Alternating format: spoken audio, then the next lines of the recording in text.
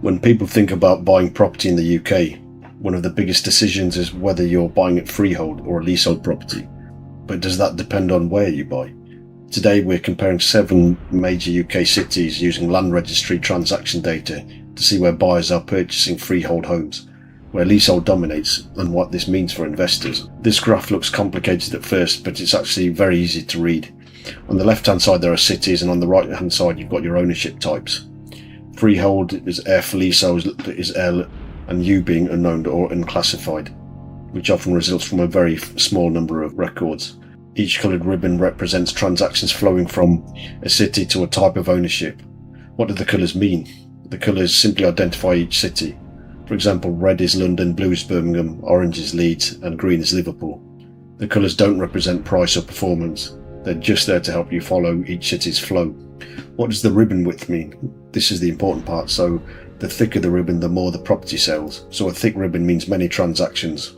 So what can we immediately see from this? London has by far the biggest overall property market. The ribbons completely dominate the diagram. But something else jumps out. A very large proportion of London's sales flow into leasehold. That's not surprising because London has a huge number of flats and apartment developments, which are commonly sold leasehold. Now if we compare that with Liverpool, then we can see Liverpool sends much more of its flow into freehold. The same is true for Birmingham and Leeds. Those cities have a much higher proportion of houses compared with central London. One tiny category also appears. That's U, meaning records where the duration is not classified. It's extremely small and doesn't affect the overall picture. Moving on to the second graph, this is probably the weakest graph visually, but it confirms the percentages. Each panel represents one city. X-axis shows freehold percentage, Y-axis shows the total number of sales. The height of the bar represents sale volume. What do we notice? London towers above every other city in terms of transactions. No surprise there, but its freehold percentage is actually one of the lowest. Meanwhile, Nottingham sits much further to the right. That means a much larger share of homes sold there are freehold. Personally, I wouldn't focus too much on this graph. It mainly confirms what we already saw in the Sankey. The next graph is much more interesting. This is my favourite graph of the video, so let's decode it. The x-axis is average house price.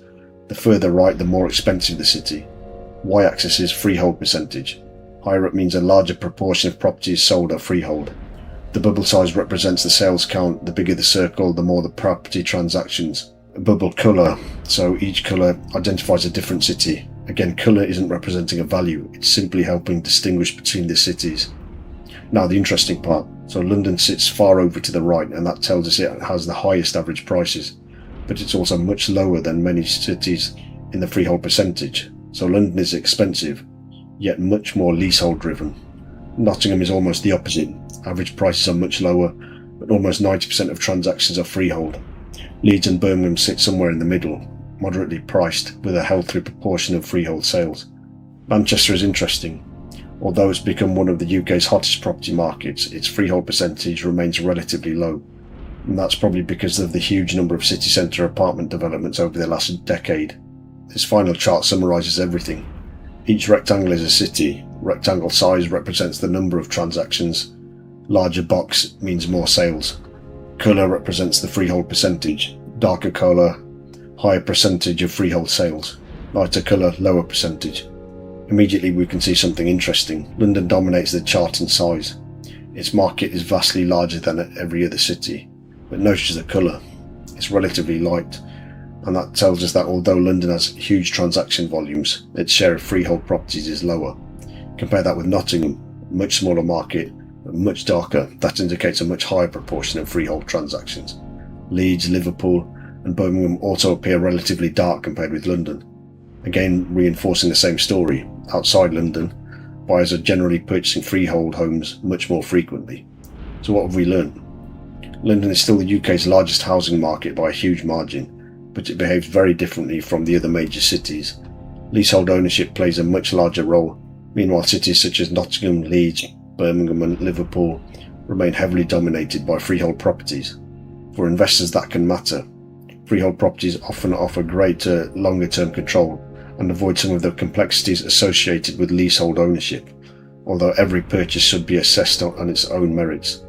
If you enjoy this data-driven look at the UK property market, please subscribe to the channel. Every video here is built directly from millions of land registry records using coding and visual analytics. No headlines, no hype, just the data.